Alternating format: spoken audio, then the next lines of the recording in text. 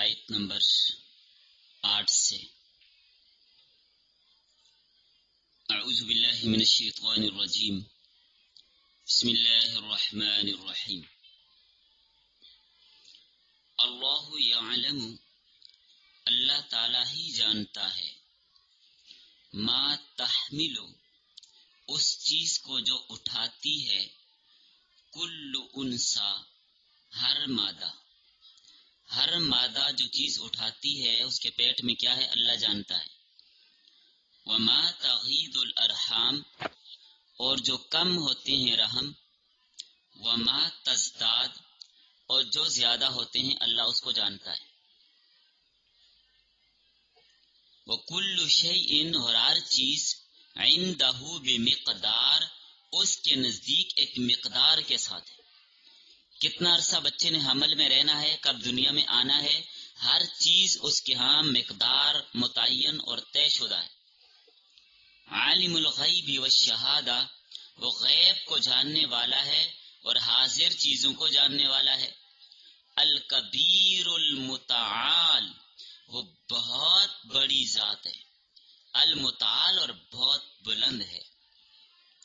جو ہم کہتے ہیں اللہ تعالی، تو تعالی کا مطلب بہت بلند ذات۔ سواء منکم، برابر ہے تم میں سے، من اسر القول، وہ شخص جو آہستہ بات کرتا ہے، ومن جہر بہ، اور وہ جو بلند آواز میں بات کرتا ہے، اللہ کے لیے برابر ہے۔ آپ آہستہ بولیں اونچا بولیں، اللہ کو پتہ ہے، اس کے لیے برابر ہے، کوئی فرق نہیں ہے۔ ومن هو مستخف باللیل، اور وہ شخص جو چھپاتا ہے رات کو، وصارب بالنہار، اور جو چلنے والا ہے دن کو۔ روشنی میں چلے، دوپہر کے وقت سورج کڑکڑا رہا اس وقت چل رہے ہیں، یا رات کے اندھیرے میں کہیں چل رہے ہیں، اللہ جانتے ہیں، اللہ کو پتہ ہے، برابر دیکھ رہے اللہ تعالیٰ۔ اللہ تعالیٰ کے لیے روشنی اور اندھیرے میں کا کوئی فرق نہیں ہے۔ لہو معقبات، اس کے لیے آگے پیچھے آنے والے معقبات فرشتے ہیں۔ من بین یدیہ، اس آدمی کے آگے، ومن خلفی، اور اس کے پیچھے۔ یحفظونہ، جو اس کی حفاظت کرتے ہیں۔ یہ اللہ کی طرف سے فرشتے انسان کے ساتھ ہیں جو انسان کی حفاظت کرتے ہیں۔ من امر اللہ، اللہ کے حکم سے۔ ان اللہ، یہ بعض بات کہتے ہیں نا گرتا گرتا بچ گیا، تو وہ فرشتوں نے بچا لیا۔ ان اللہ، بے شک اللہ تعالی، لا یغیر ما بقوم، نہیں بدلتا اس حالت کو جو کسی قوم کی ہے، حتی یغیروا، یہاں تک کہ وہ خود بدلیں، ما بانفسہم، جو کچھ ان کے نفسوں میں۔ تو انسان کو اپنی حالت خود بدلنی پڑتی ہے، خود حالت نہ بدلے تو اللہ بھی نہیں بدلتے۔ کفر چھوڑ کر توحید کی طرف نہ آئے تو اللہ بھی نہیں لاتے۔ وَإِذَا أَرَادَ اللَّهُ بِقَوْمٍ، اور جس وقت ارادہ کرتا ہے اللہ تعالیٰ کسی قوم کے بارے میں، سوء، تکلیف کا، فَلَا مَرَدَّ لَهُ، پس نہیں ٹلنا اس تکلیف کا۔ جب اللہ نے کسی قوم کو کوئی تکلیف دینی ہے، کوئی سزا اس کو ملنی ہے، تو وہ ٹلتی نہیں ہے، وہ آ کر رہتی ہے۔ وَمَا لَهُم مِّن دُونِهِ مِن وَالٍ، اور نہیں ان کے لیے اللہ کے علاوہ کوئی وال، بچانے والا، اللہ کے علاوہ کوئی بچانے والا نہیں ہے، بس وہی بچا سکتا ہے۔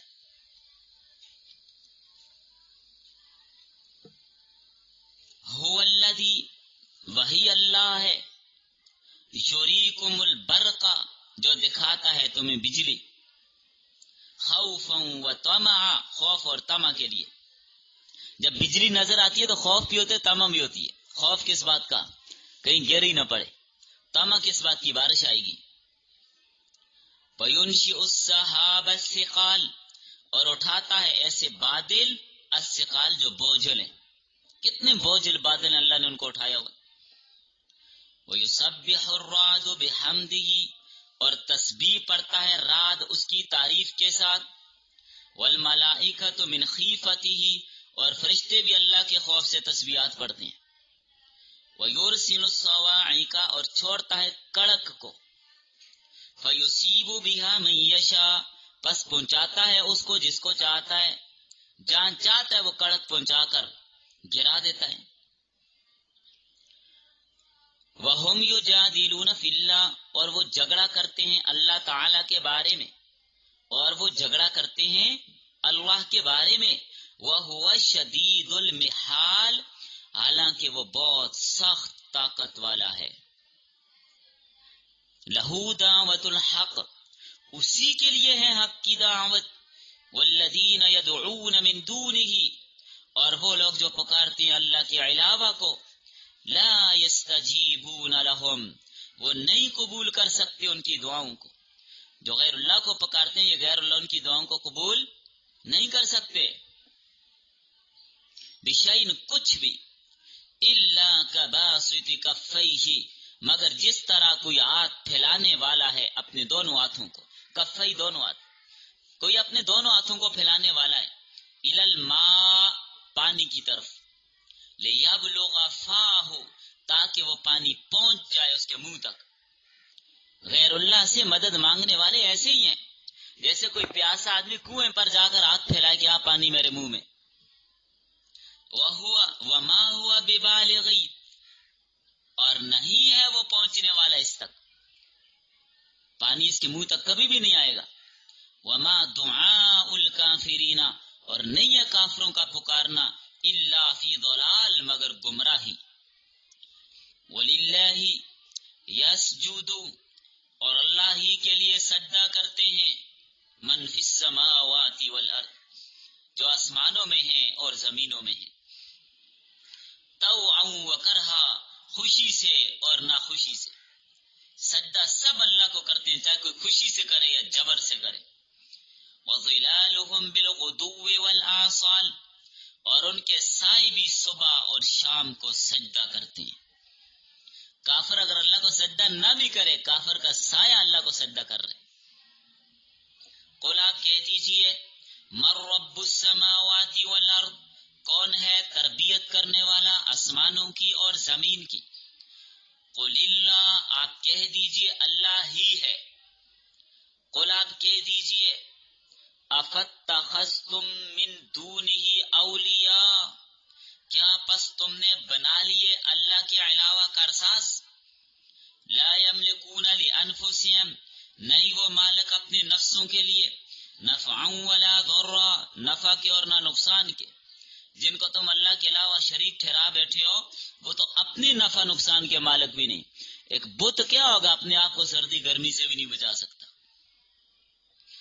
بلکہ کوئی اس پر پیشاب کر جائے تو اس کو بھی روک نہیں سکتا، تم اس کو خدا سمجھ بیٹھے ہو۔ قل، آپ کہہ دیجئے، هل يستوي الاعمى والبصير، کیا برابر ہے اندھا اور دیکھنے والا؟ ام هل تستوي الظلمات والنور، کیا اندھیرا اور روشنی برابر ہیں؟ ام جعلوا للہ شرکاء، کیا ٹھہرائے ان لوگوں نے اللہ کے لیے شریک؟ جس طرح روشنی اور اندھیرا برابر نہیں ہو سکتے، بینا اور نابینا برابر نہیں ہو سکتے، تو مشرک اور موحد بھی برابر نہیں ہو سکتے۔ جو شان موحد کی ہے وہ مشرک کی تو نہیں ہے، موحد جنتی ہے، مشرک جہنمی ہے۔ ام جعلوا للہ شرکاء، کیا ٹھہرائے ہیں ان لوگوں نے اللہ کے لیے شریک؟ خلقو کا خلقی، انہوں نے پیدا کیا اللہ کی پیدا کی ہوئی مخلوق کی طرح۔ جن کو تم اللہ کا شریک ٹھہراتے ہو، کبھی انہوں نے بھی کچھ پیدا کیا ہے، کوئی چیز بنائی ہے انہوں نے؟ بلکہ یہاں تک فرمایا اللہ کے علاوہ تم جنہیں پکارتے ہو، لن یخلقوا ذبابا ولو اجتمعوا له، سارے کے سارے مل کر ایک مکھی بھی نہیں بنا سکتے، بلکہ یسلبهم الذباب شیئا، مکھی اگر کوئی چیز چھین کر لے چلے تو اس کو واپس چھوڑا بھی نہیں سکتے، تم پکارتے کیوں ہو ان کو؟ فتشابہ الخلق، پس متشابہ ہو گئی یہ مخلوق، علیہم ان پر۔ قل اللہ خالق کل شیء، آپ کہہ دیجئے اللہ ہی ہر چیز کا خالق ہے، ہر چیز کو پیدا کرنے والا صرف وہی ہے۔ وہو الواحد القہار، اور وہ اکیلا ہے، سب کو دبا کر رکھنے والا ہے، قہار ہے۔ جی لکھیے، سورۃ الرعد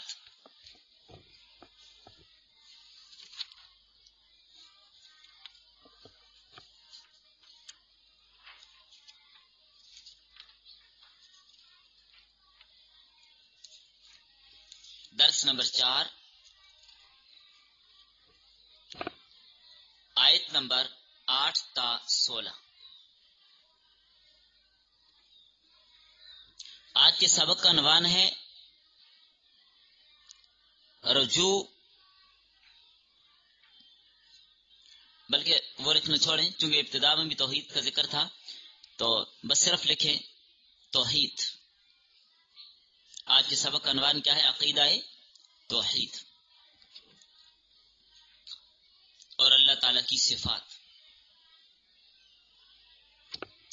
ربط سابقہ سبق میں آپ نے منکرین نبوت اور منکرین بعثت اور منکرین بعد الموت کے شبہات کے جوابات پڑھے تھے کہ جو لوگ مرنے کے بعد دوبارہ زندگی کے قائل نہیں ہیں ان کے اعتراضات کیا تھے، وہ جوابات آپ نے کل کے سبق میں پڑھے۔ اس سے قبل کے وسطی درس میں توحید کے مضامین کو بیان کیا گیا تھا، اب پھر دوبارہ توحید ہی کو بیان کیا جا رہا ہے۔ اول اللہ تعالیٰ نے اپنی وسعت علمی کو بیان کیا ان آیات میں۔ کوئی چیز اس کے احاطہ علم سے باہر نہیں، ہر چیز اس کے علم میں ہے۔ اس کے بعد نگہبان ہونے اور محافظ ہونے کو بیان کیا، پھر اپنی قدرت کی نشانیاں بیان کی، دلائل قدرت اور حکمت کو بیان کیا۔ اس کے بعد فرمایا معبود برحق صرف وہی ہے جس کی یہ قدرت ہے، لہذا لائق عبادت بھی وہی ہے، عبادت بھی اسی کی کیجیے۔ نفع اور نقصان کا مالک بھی وہی ہے، اس لیے نفع اور نقصان کا مالک بھی اسے سمجھیے اور اسے پکاریے۔ حاجت روا اور مشکل کشا بھی اسے ہی سمجھیے۔ اس کے سوا کسی سے نفع نقصان کی کوئی امید رکھنا یہ عبث اور فضول بات ہے۔ غیر اللہ کو پکارنا ایسا ہی ہے جیسے پیاسا آدمی کنویں کے کنارے کھڑے ہو کر پانی کو ہاتھ پھیلا کر پکارتا رہے، اے پانی اے پانی، ساتھ اس کی خوشامد بھی کرے، اے پانی تو کتنا خوبصورت ہے، تو کتنا پیارا ہے، اے پانی کتنا ٹھنڈا ہے، کتنا خوشگوار ہے، کتنا میٹھا ہے، تیرا رنگ کتنا پیارا اور کتنا سفید ہے، تیری مجھے بہت ضرورت ہے، اے پانی ذرا میرے منہ میں آ جا۔ کبھی آئے گا نہیں۔ پھر آگے فرمایا بینا اور نابینا برابر نہیں ہو سکتے، ظلمت اور نور برابر نہیں ہو سکتے، کیونکہ سابقہ آیات میں حشر اور نشر کے انکار کرنے والوں کا رد کیا گیا تھا، تو اللہ تعالیٰ نے اپنے علم اور قدرت وسعت کو یہاں پر بیان کیا تاکہ لوگ جان لیں کہ اللہ تعالیٰ کمال قدرت اور وسعت رکھتے ہیں، اس کے علاوہ یہ کام کسی اور کے لیے نہیں ہے۔ کمال علم، کمال وسعت اور کمال قدرت صرف اللہ تعالیٰ ہی رکھتے ہیں۔ تو جب اللہ تعالیٰ کمال قدرت رکھتے ہیں تو اے مشرکین مکہ اور قیامت تک آنے والے مشرکوں، تو مرنے کے بعد دوبارہ زندگی کو ناممکن کیوں سمجھتے ہو؟ جو ذات اتنی وسعت، اتنی قوت، اتنی طاقت رکھتی ہے تو اس کے لیے مرنے کے بعد دوبارہ پیدا کرنا کون سا مشکل کام ہے؟ یہاں پر یہ بتایا جا رہا ہے۔ تو فرمایا اللہ تعالیٰ ہی خوب جانتا ہے جو ہر مادہ اپنے پیٹ میں اٹھاتی ہے، پیٹ میں نر ہے یا مادہ اللہ جانتے ہیں، دو ہیں ایک ہے اللہ جانتے ہیں، مذکر ہے مؤنث ہے اللہ جانتے ہیں، شقی ہے سعید ہے اللہ جانتے ہیں، ناقص پیدا ہوگا کامل پیدا ہوگا اللہ جانتے ہیں، پیدا ہونے کے بعد کتنا عرصہ زندہ رہے گا اللہ جانتے ہیں، پیدا ہونے کے بعد کیا کھائے گا، کہاں سے کھائے گا، کہاں سے کمائے گا اللہ جانتے ہیں، پیدا ہونے کے بعد دنیا میں اچھے کام کرے گا برے کام کرے گا اللہ جانتے ہیں، زندگی کتنی ہوگی اللہ جانتے ہیں، جنتی ہے اللہ جانتے ہیں، جہنمی ہے اللہ جانتے ہیں۔ تو مادہ جو بھی چیز اپنے پیٹ میں اٹھاتی ہے صرف اللہ جانتے ہیں، اللہ کے علاوہ کوئی بھی نہیں جانتا۔ اور اسی کو سورۃ اللقمان کے آخر کے اندر بھی بیان کیا کہ 5 چیزیں اللہ کے علاوہ کوئی بھی نہیں جانتا، 5 چیزوں کے علم اللہ کے علاوہ کسی اور کو نہیں ہے۔ ان 5 چیزوں کا تذکرہ سورہ لقمان کے بالکل آخر میں کیا۔ تو بہرحال وہ لمبا موضوع ہے، اپنے مقام پر پہنچیں گے تو وہیں پر اس کو پڑھیں گے۔ تو اس میں ایک چیز کا تذکرہ یہ بھی ہے کہ ماں کے پیٹ میں کیا ہے اللہ جانتے ہیں، کسی اور کو پتا نہیں ہے۔ اب ایک تفسیر تو اس کی یہ ہے کہ اللہ تعالیٰ جانتے ہیں، اللہ کے علاوہ کوئی بھی نہیں جانتا۔ اللہ یعلم، اس سے خسر پیدا ہو گئی، معنی ہوگا اللہ ہی جانتا ہے، کوئی دوسرا نہیں جانتا۔ ما تحمل کل انثی اس چیز کو جو اٹھاتی ہے ہر مادہ۔ اب دوسری بات وما تغیظ الارحام، اور جو کم ہوتے ہیں رحم، وما تزداد، اور جو بڑھتے ہیں۔ اس کی ایک تفسیر تو یہ ہے کہ حمل کی ادنا مدت نکاح کے بعد 6 مہینے ہے۔ نکاح کے بعد 6 مہینے کے اندر اندر جو بچہ پیدا ہوگا وہ ثابت النسب ہوگا۔ بعض بچے 7 ماہ میں، بعض 8 میں، بعض 9 ماہ میں عادتاً پیدا ہوتے ہیں، اور کئی بچے 9 ماہ سے زائد عمر بھی ماں کے پیٹ میں رہتے ہیں۔ امام ابو حنیفہ رحمہ اللہ کی تحقیق یہ ہے کہ حمل کی اکثر مدت 2 سال ہے۔ بچہ بطن مادر میں 2 سال تک رہ سکتا ہے۔ امام شافعی رحمہ اللہ 4 سال کے قائل ہیں کہ امام شافعی رحمہ اللہ فرماتے ہیں 4 سال بھی ماں کے پیٹ میں رہ سکتے ہیں۔ امام ضحاک ابن مزاحم رحمہ اللہ بہت بڑے تابعین میں سے تھے، بہت بڑے تابعی تھے امام ضحاک۔ ضحاک کا معنی ہوتا ہے ہنسنے والا۔ 4 سال ماں کے پیٹ میں رہے، جب پیدا ہوئے تو ہنس رہے تھے، منہ میں پورے دانت تھے، اس لیے ان کا نام ضحاک رکھا۔ امام مالک فرماتے ہیں بچہ ماں کے پیٹ میں 5 سال تک رہ سکتے ہیں، اللہ کی قدرتیں ہیں۔ تو اس تفسیر کے مطابق ترجمہ ہوگا جو کم ہوتے ہیں 6 ماہ 7 ماہ وغیرہ، یا زیادہ ہوتے ہیں اللہ جانتے ہیں۔ 9 ماہ ہیں، 10 ماہ ہیں، 20 ماہ کتنے، اللہ سب کو جانتا ہے۔ ایک تفسیر تو یہ۔ تو چونکہ اس وقت رحم سکڑا ہوا ہوتا ہے، جو بچے کا وجود بڑھتا ہے، رحم بڑھتا جاتا ہے، تو اللہ تعالیٰ اس سکڑنے اور بڑھنے کو بھی جانتے ہیں۔ ایک تفسیر اس کی یہ۔ اور فرمایا اللہ کے ہاں ہر چیز کا ایک اندازہ ہے، ایک مقدار متعین اور طے ہے۔ وہ عدم سے وجود میں آنے سے پہلے بھی جانتا ہے، اگر وجود میں نہ ہے تب بھی جانتا ہے۔ کوئی چھپی ہوئی چیز ہو یا کھلی ہوئی چیز ہو، سب اس کے علم میں ہے، کوئی چیز اس کے ہاتھ ہے، علم سے باہر نہیں ہے۔ وہ سب سے بلند اور سب سے عظیم ذات ہے۔ کوئی اگر چھپ کر بھی بات کرے، دل میں بات کرے، یا پکار کر بولے، رات کے اندھیرے میں بولے یا دوپہر کے وقت بولے، اللہ برابر جانتے ہیں۔ اس کے لیے کوئی فرق نہیں ہے کہ اندھیرے میں کم دیکھتا ہے، روشنی میں زیادہ نہیں۔ بھائی اللہ تعالیٰ جیسے روشنی میں دیکھتا ہے ایسے ہی اندھیرے میں دیکھتا ہے۔ جیسے آہستہ آواز، جیسے بلند آواز کو سنتا ہے ویسے ہی آہستہ کو بھی سنتا ہے۔ اس کے لیے کوئی مسئلے کی بات، کوئی پریشانی کی بات نہیں ہے، وہ جانتا ہے سب کچھ اس کے علم میں، بالکل کوئی فرق اس کو نہیں پڑتا، کوئی فرق اس کو نہیں پڑتا۔ تو اس لیے جو آدمی اللہ کو دل کے اندر بھی پکارتا ہے، اللہ تعالیٰ اس کی سن رہے، اور جو دل میں پکار رہے، دل میں اللہ کا ذکر کر رہا، اللہ کو یاد کر رہے، اس میں ریا کا خدشہ اور خوف بھی نہیں ہے۔ اللہ تعالیٰ خوب جانتا ہے کہ میرا بندہ میرے ساتھ لگا ہوا ہے، میرا ذکر کر رہا ہے۔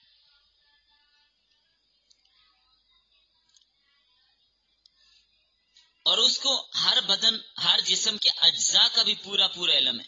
وفات کے بعد اگر اعضاء منتشر ہو گئے ہیں اس کو بھی جانتا ہے، پورا اللہ تعالی علم رکھتا ہے۔ یہ مذکر کا جز ہے، یہ مؤنث کا جز ہے، جانتا ہے۔ حضرت ابراہیم علیہ السلام جب پرندے ذبح کیے 4، ان کو کیما کر کے مکس کر دیا، اللہ جانتا ہے کون سا جز کس میں کہاں پر ہے، اللہ نے جمع کر دیا سب کو۔ تو اس لیے مرنے کے بعد اگر کسی کے اجزاء بکھر بھی جائیں، ٹکڑے ہو کر ایک ٹکڑا پاکستان میں ہو، دوسرے ہندوستان میں ہو، تیسرا یورپ میں پہنچ جائے، اللہ تعالیٰ اس کو جمع کرنے پر قادر ہے، اس کے لیے کوئی مشکل نہیں ہے۔ اس طرح جس نطفے سے انسان کو پیدا کرتا ہے اس کے تمام اجزاء اللہ جانتے ہیں کہ اس جز میں سر ہے، اس میں ہاتھ ہے، اس میں پاؤں ہے، اس میں ٹانگ ہے، اس میں پیٹ ہے، اس میں کمر ہے، اللہ جانتے ہیں، اس سے کوئی چیز پوشیدہ نہیں۔ اس طرح رحم مادر میں بھی تمام اجزاء کا اللہ تعالیٰ علم رکھتے ہیں کہ یہ سر ہے، اور اسی طرح یہ پاؤں ہے، یہ ہاتھ ہے۔ گلنے سڑنے کے بعد انسان اگر قبر میں چلا جاتا ہے اور کوئی فاسق فاجر انسان ہے، وہ گل سڑ کر مٹی بھی ہو جاتے ہیں، اللہ اس کے ذرے کو جانتے ہیں، کوئی چیز اس سے پوشیدہ نہیں۔ ایک جز کو جانتے ہیں، ایک ذرے کا کروڑواں حصہ بھی اللہ سے پوشیدہ اور چھپا ہوا اور غائب نہیں ہے۔ جس طرح مٹی اور پانی کے متفرق اجزاء کو جوڑ کر اللہ کامل انسان بنا دیتے ہیں، اس طرح مرنے کے بعد بھی اس کے لیے کوئی مشکل نہیں ہے، تو سارے اجزاء کو اللہ جمع کر کے دوبارہ اس کو کامل انسان بنا کے کھڑا کر دیں گے، اس کے لیے کوئی مشکل نہیں ہے مرنے کے بعد دوبارہ اٹھانا۔ آگے اللہ تعالیٰ کے محافظ ہونے اور نگہبان ہونے کا بیان کیا گیا۔ ہر آدمی کے لیے، چاہے کافر ہو چاہے مسلمان ہو، چاہے اللہ کو مانتے چاہے نہیں مانتا، چاہے متقی ہے چاہے گناہگار ہے، اللہ نے اس کے لیے پہرے دار مقرر کیے ہوئے. ہر آدمی کے لیے پہرے دار ہیں، فرشتے مقرر کیے ہوئے، معقبات.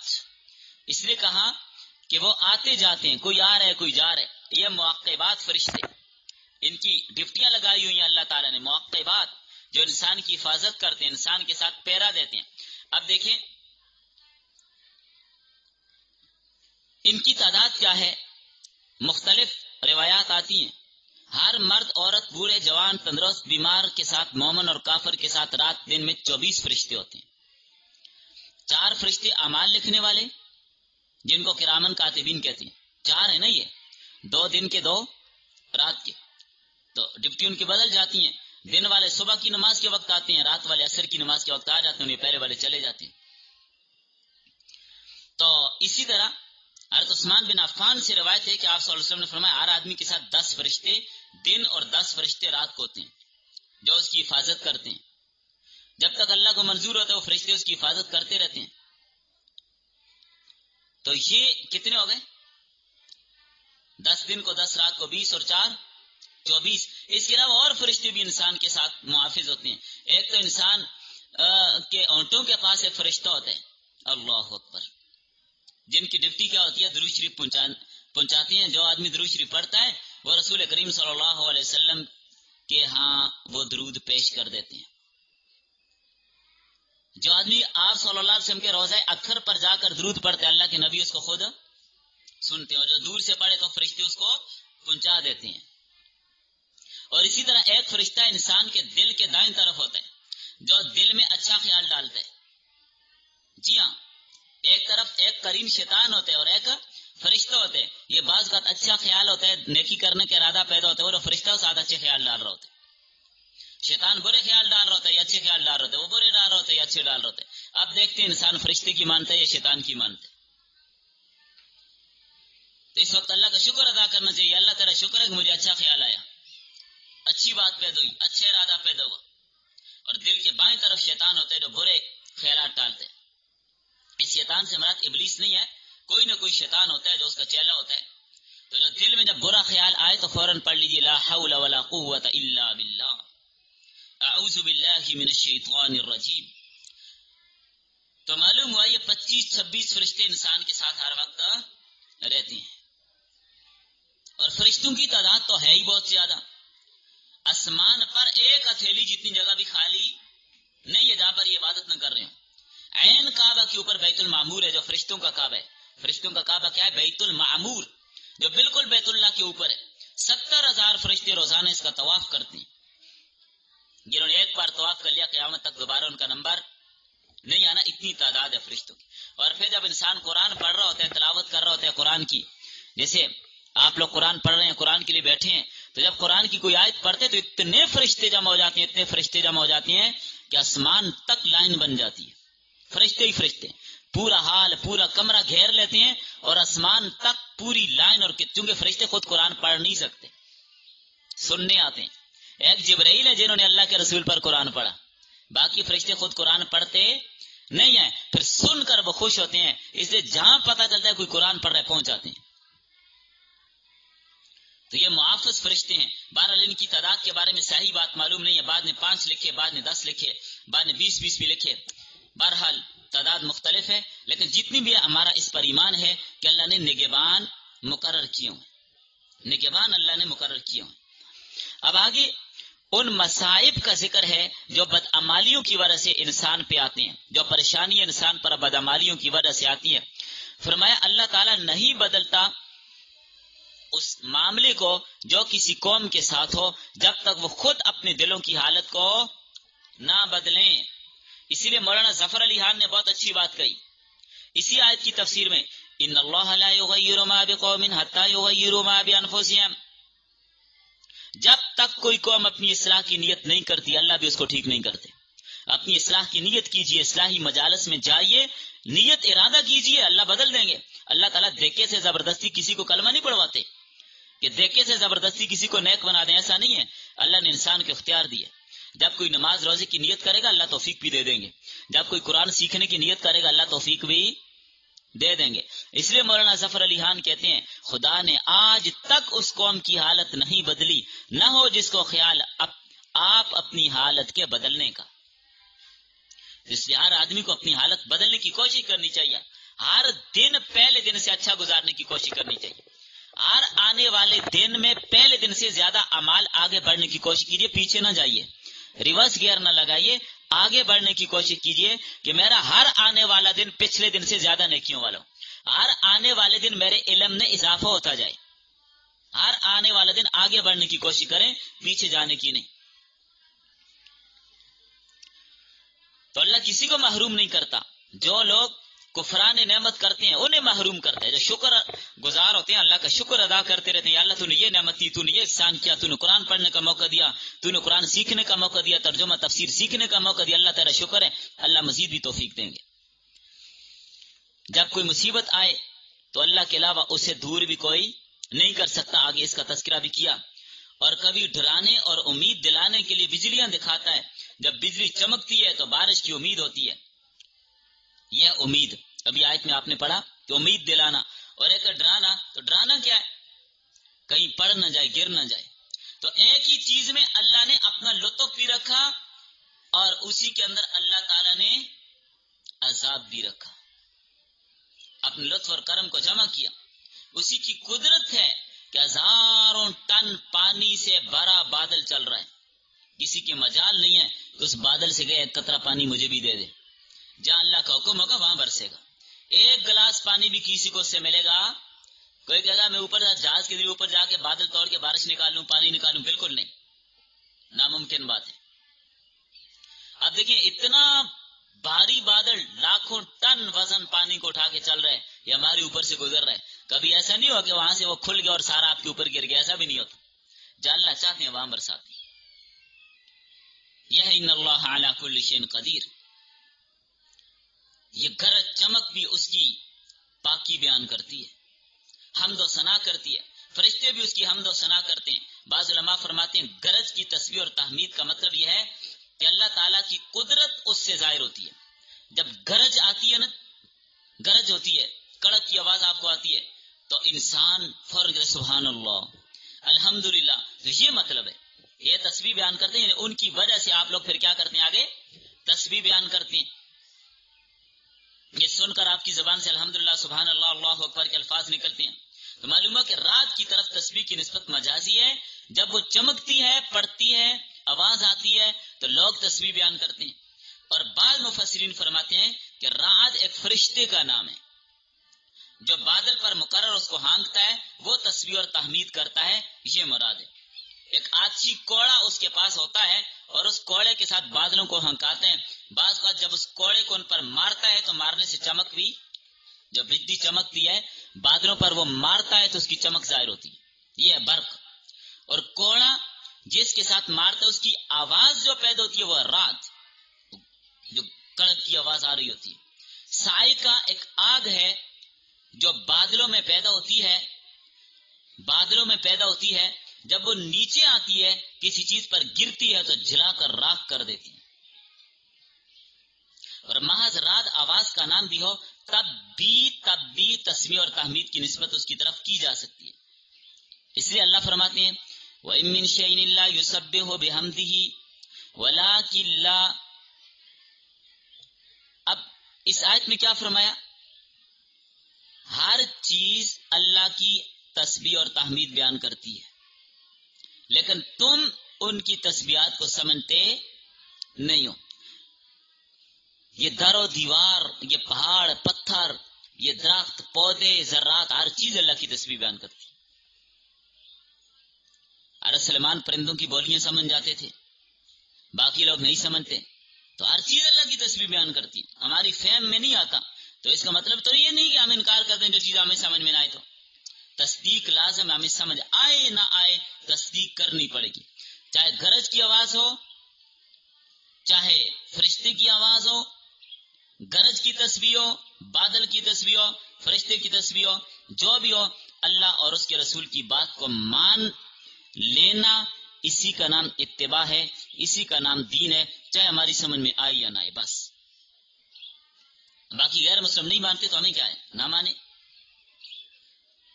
اس جہان اور اس عالم کے احوال اور ہیں، اس عالم کے احوال اور ہیں، اس عالم کے احوال پر اس عالم کو قیاس کرنا غلط ہے۔ یہاں کے احوال کو وہاں پر قیاس مت کیجیے۔ باقی اللہ تعالیٰ کے ایک نظام مقرر ہے۔ اگر یہ بات ہو کہ رعد ایک فرشتہ ہے جو بادلوں پر مقرر ہے اور جو آواز سنائی دیتی ہے وہ فرشتے کی آواز سنائی دیتی ہے، تو یہ بھی ٹھیک ہے، البتہ یہ خبر احاد ہے لیکن متواتر اور قطعی نہیں ہے، لیکن احتیاط تو پھر بھی یہ نا کہ حدیث کی مخالفت نہ کی جائے، اگرچہ اخبار احاد ہی کیوں نہ ہو، لیکن جب اس کے خلاف کوئی قطعی دلیل موجود نہیں ہے تو اس خبر احاد کو لیں گے۔ فرمایا اللہ تعالیٰ بجلیاں بھیجتا ہے، پھر انہیں جس پر چاہتا ہے گراتا ہے، اور کافر لوگ قدرت خداوندی کی پرواہ نہیں کرتے، اس میں جگڑتے ہیں، لیکن اللہ قوت والا ہے، اس کے قبضے قدرت سے کوئی نکال نہیں سکتا۔ اس آیت کا شان نزول کیا ہے؟ آپ صلی اللہ علیہ وسلم نے عرب کے ایک رئیس کی طرف دعوت اسلام کا پیغام بھیجا۔ وہ بڑا متکبر آدمی تھا، بڑا متکبر بندہ تھا۔ کہنے لگا اللہ کون ہے؟ اللہ کا رسول کون ہے؟ یہ کوئی سونے کا یا چاندی کا یا پیتل کا کیا ہے یہ؟ کہنے لگا اللہ سونے کا یا چاندی کا؟ اللہ کا رسول کون ہے؟ کس چیز کا بنا ہوا ہے؟ 2-3 بار اس نے یہ جملہ بولا۔ فوراً اوپر سے ایک بادل اٹھا، اس میں بجلی تھی اور وہ بجلی اس پر گری اور اس شخص کی کھوپڑی اڑا کر رکھ دی۔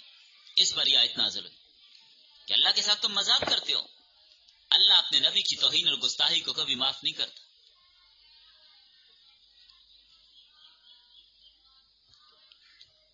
تو بہرحال دونوں طرح سے دونوں جملے صحیح ہیں۔ جس طرح بھی فرشتوں کی تسبیح ہو یا بادل کی تسبیح ہو، سب تسبیح پڑھتے ہیں، اس میں کوئی ایسی بات نہیں ہے کہ جو کسی کی عقل یا سمجھ میں نہ آئے۔ تسبیح بیان کرتے رہنا چاہیے۔ جب ہر چیز تسبیح بیان کرتی ہے تو انسان جو اشرف المخلوقات ہے، جو شعور اور عقل رکھتا ہے، اس کو تو زیادہ سے زیادہ تسبیحات بیان کرنی چاہیے، زیادہ سے زیادہ تسبیحات بیان کرنی چاہیے۔ افضل الکلام سبحان اللہ و بحمدہ، بہترین کلام کیا ہے؟ سبحان اللہ و بحمدہ، اللہ کی تسبیح اور تحمید۔ اللہ کی صفات 2 قسم کی ہیں، ایک آدمی اور ایک وجودی۔ آدمی کا مطلب یہ ہے کہ وہ صفات اللہ تعالیٰ کی صفات کے منافی ہیں، اور وجودی جو اللہ کی ذات کے لیے ثابت ہیں۔ توجہ کیجئے، اہم بات بتا رہا ہوں۔ میں نے بتایا اللہ کی صفات 2 طرح کی ہیں، ایک جو اللہ کے لیے ثابت ہیں اور ایک وہ جو اللہ کے لیے ثابت نہیں ہیں۔ دونوں کو بیان کرنا ضروری ہے۔ جو اللہ کی شان کے منافی ہیں، مثلا اللہ کی ماں نہیں، اللہ کا باپ نہیں، اس کا بیٹا نہیں، اس کی بیٹی نہیں، اس کی بیوی نہیں، وہ کھاتا نہیں، وہ پیتا نہیں، وہ سوتا نہیں، وہ بیمار نہیں ہوتا، اس پر کبھی ہلاکت نہیں آتی، اس کی کوئی ابتدا نہیں، اس کی کوئی انتہا نہیں۔ تو جب بندہ کہتا ہے سبحان اللہ تو ان ساری صفات کی نفی کرتا ہے کہ اللہ ان چیزوں سے پاک ہے۔ یہ آدمی ہے، اللہ ان چیزوں سے پاک ہے، یہ چیزیں اللہ میں نہیں، یہ چیزیں اللہ میں نہیں۔ اور وہ صفات جو اللہ کے لیے ثابت ہیں، عالم الغیب، مختار کل، دستگیر، عطا کرنے والا، لینے والا، دینے والا، بیمار کرنے والا، صحت دینے والا، شفا دینے والا، فقیر بنانے والا، بادشاہ بنانے والا، ساری صفات اس میں ہیں۔ تو یہ ہے وَبِحَمْدِهِ کا جملہ ان ساری صفات پر دلالت کرتا ہے، یہ ساری صفات اس کے اندر پائی جاتی ہیں۔ اس سے اللہ تعالیٰ کی تسبیح اور تحمید زیادہ سے زیادہ کرنی چاہیے، اللہ کا ذکر زیادہ سے زیادہ کرنی چاہیے۔ باقی دعائیں اور پکار سننے والا چونکہ وہی ہے، اسی کو پکارنا چاہیے۔ جو غیر اللہ کو پکارتے ہیں، غیر اللہ ان کو کچھ جواب نہیں دے سکتے، جیسے کہ ابتدا میں بھی اس پر بات ہوگی۔ جس طرح پانی کو پکارنے والا ساری زندگی پانی کو پکارتا رہے، پانی کبھی اٹھ کر اس کے منہ میں نہیں آ سکتا۔ اسی طرح بتوں کو پکارنا بھی محض بیکار اور لغو ہے۔ ساری زندگی کوئی بتوں کو پکارتا رہے تو بت کبھی اس کی سنتا نہیں ہے، اور نہ ہی بت حاجت روا اور نہ ہی مشکل کشا ہیں، اور نہ ہی بتوں کو ان کی کسی بات کا کچھ علم۔ تمام مخلوق اللہ کے سامنے عاجز ہے، جو بھی مخلوق آسمانوں میں ہو یا زمین میں ہو، سب اسی کے سامنے سجدہ ریز ہوتے ہیں، چاہے خوشی سے کریں چاہے ناخوشی سے، اور سائے بھی صبح اور شام اللہ کو سجدہ کرتے ہیں۔ کافر خود اگر سجدہ غیر اللہ کو کرتا ہے، بتوں کو کرتے ہیں، لیکن اس کا سایہ صبح بھی اللہ کے آگے جھک رہے، شام کو بھی اللہ کے آگے جھک رہے، جب سورج ادھر آ رہا ہے تو ادھر جھک رہا ہے، سورج ادھر جا رہا ہے تو ادھر جھک رہا ہے۔ یہ سایوں کا جھکنا یہ بھی اللہ کو سجدہ. مومن کا سایہ تو طوعاً اللہ کو سجدہ کرتے ہیں، لیکن کافر کا سایہ کرہن سجدہ کرتے ہیں، جبرن. انسان کا سجدہ تو زمین پر اپنی پیشانی کو رکھنا ہے، پیشانی ٹیکنا ہے. باقی چیزوں کا سجدہ ان کے مناسب ہے، اللہ کے علم میں ہے باقی چیزیں کیسے سجدہ کرتی ہیں. یہ پہاڑ، یہ زمین، یہ آسمان، یہ سورج، یہ چاند، یہ دریا، یہ آب و بر و بحر، سب چیزیں اللہ کو سجدہ کرتی ہیں. کیسے کرتی ہیں اللہ جانے، وہ جانے، ہمیں نہیں پتا. ہمارا اس پر ایمان ہے. فرمائے ان سے پوچھئے یہ آسمانوں اور زمین کا خالق کون ہے؟ اتنے بڑے آسمان کس نے بنائے؟ تو ان کا جواب کے انتظار ہی مت کیجیے، اس لیے کہ بات مشہور اور معروف ہے. آپ خود ہی کہہ دیجیے اللہ، زمین و آسمان کا خالق. اور یہ مشرکین مکہ بھی مانتے تھے کہ خالق کون ہے زمین و آسمان کا؟ اللہ ہی ہے. اور ان سے پوچھئے نفع نقصان کا مالک کون ہے؟ اس کے علاوہ کوئی کارساز ہے؟ جن چیزوں کو اللہ کے ساتھ تم شریک ٹھہرا رہے ہو، کبھی انہوں نے بھی کچھ بنایا، کچھ پیدا کیا؟ آپ ان مشرکوں سے کہہ دیجئے اللہ ہی ہر چیز پیدا کرنے والا ہے، اور وہی اپنی ذات اور صفات میں یکتا ہے، اور وہی غالب ہے، باقی سب مغلوب ہے. اسی کی بادشاہت، اور سب کچھ چلانے والا بس وہی ہے، سب کچھ چلانے والا وہی ہے. تو ان آج کے سبق کی ان آیات میں اللہ تعالیٰ کی شان، اس کی عظمت اور اس کی صفات کو بیان کیا، اور غیر اللہ کے اندر اس کی صفات نہیں پائی جاتی، غیر اللہ سے ان کی نفی کی. یہاں پر سجدہ کی آیت بھی آپ نے پڑھی، لہذا جن جن حضرات نے آیت سجدہ سنی ہے ان پر سجدہ لازم ہو گیا. سجدہ کے مسائل پہلے کئی دفعہ آپ کے سامنے بیان کر دیے ہیں.